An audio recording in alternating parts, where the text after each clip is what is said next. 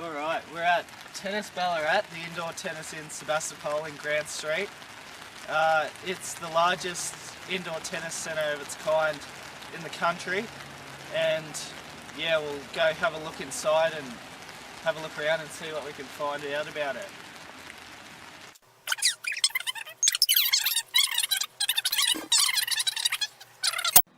The Ballarat Indoor Tennis Centre houses 12 synthetic grass courts, making it the largest indoor tennis centre in Australia. The facility has wonderful spectators area housing both seating upstairs and downstairs looking over the courts. Yeah, so we're upstairs here in the function room and also works as a bar. As you can see, it's overlooking the whole arena, so it's a view of all the courts. It's supposed to be used for a function room when there's events on, whether it's to do with tennis or parties or something, as you can see with the bar. However, probably doesn't get as much use as it would like to. Being located out in Sebastopol, it's probably not an ideal area to hold sort of events like this. It was used as sort of a Pilates room and for yoga before that. And they're sort of still trying to work out what they can really do with it, but it's probably got a lot of potential for the use of it, so yeah. It also houses Ballarat's largest tennis pro shop, including a world-class stringing machine, which is good enough to string elite athletes' rackets for tennis tournaments such as the Australian Open.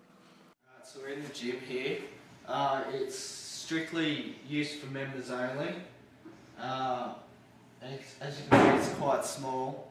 As to how much use it gets, well, you'd probably have to be a member to know, but it would be very useful. Again, it's probably another space that's sort of they're trying to work with and trying to improve, whether it's useful or not. You know, in the future, sort of the owners, operators will have to know where to go.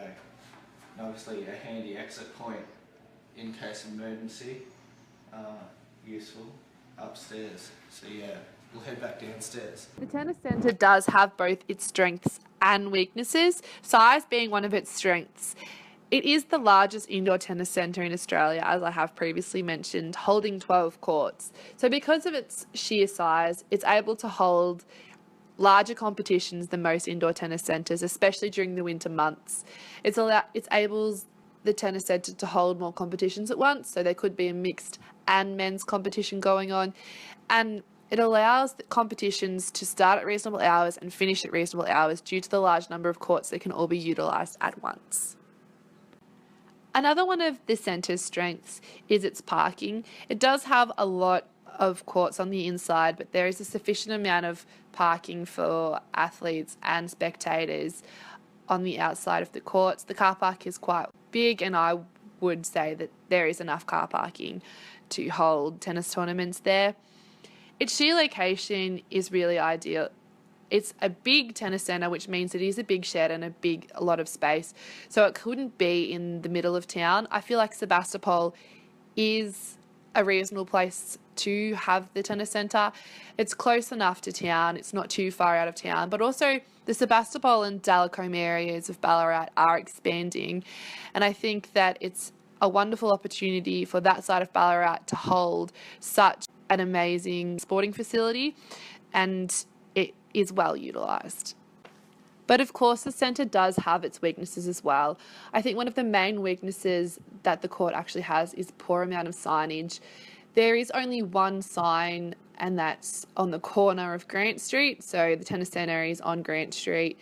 There is one small sign saying Indoor Tennis Centre. An implication of that is that it is a little bit difficult to find because it is in the back streets of Sebastopol. So if you weren't familiar with Ballarat or you didn't know anything about the tennis centre, some might not even know it's there, and it is quite hard to find. So that is an implication and a consequence of having little amount of signage. I think in order to fix that issue, there needs to be more signage around town. Even if it is coming off the Geelong Road, Midland Highway area, there needs to be more signage along there, even pointing towards where Grant Street is.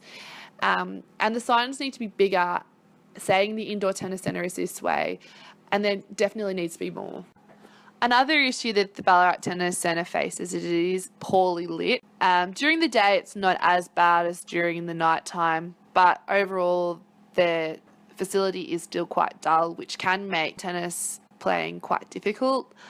So obviously, a consequence of that is a dull tennis centre means that some people may not want to actually play tennis, and some people may not be able to play tennis in a dull area, and it does make play quite difficult. So this is an issue that the manager actually did bring up with this, and it is a financial issue that the club does need to look into. However, obviously to fix this issue sometime in the future, the club may want to invest in some higher voltage light in order to light the stadium a little bit better. But again, it is a financial issue, and right now it is okay, but it definitely could be better. Another issue that we found with the tennis centre is that even though it is a huge shed on a huge piece of land, there really isn't enough storage in the place for all of the equipment that he needs in the shed, and that some of the space may have been wasted. The implication of this is, at the moment, there is the lawnmower and the court sweeper, which sweeps and prepares the courts for play, are actually sitting out in the rows covered in tarp. It's always on show for the participants, but it's also clogging up free space and clogging up where people could be spectating, or there could be extra seating. We think that in order to fix this, there is actually a spare piece of grass just beside the tennis centre. I mean, financially, they may not be in the place to actually utilise this piece of grass and put a shed on it at the moment, but for the future, we would suggest that there be perhaps a small shed built there, even if it's just big enough to actually hold the lawnmowers and the court preparers. It just makes it a little bit freer, and it opens up that space downstairs, and it keeps the lawnmower out of sight for both athletes and spectators.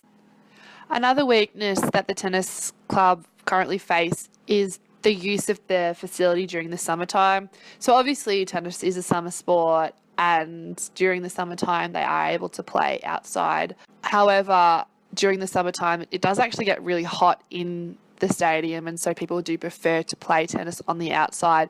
So its busiest time really is during the winter months for tennis fanatics to play tennis all year round, rather than just at the summertime. And so the tennis centre's slowest time of the year is currently during the summertime, and it's rarely ever used. So the manager really is worried about the turnover of the summertime, because it is alarmingly low, and the use of the centre is alarmingly low during the summertime, which is a threat to the centre. In order to fix this, I think that the centre should try and promote that it is opened. I think that another issue that they do face is there's poor advertising and poor awareness of the tennis centre. Advertising is really important in getting awareness and getting the information out there that there is actually an indoor tennis centre out there, and organise a twilight social tennis competition that maybe is a bit of fun, organise it for uni kids and students. Whilst obtaining our research for the Indoor Ballarat Centre, we managed to get information from both online and in-person sources. So online, we used the Indoor Ballarat Tennis Centre's actual website to find a lot of information. We were also lucky enough to be able to interview the manager of the centre, Jeff Reese, who was also able to assist us in extra information we needed to obtain.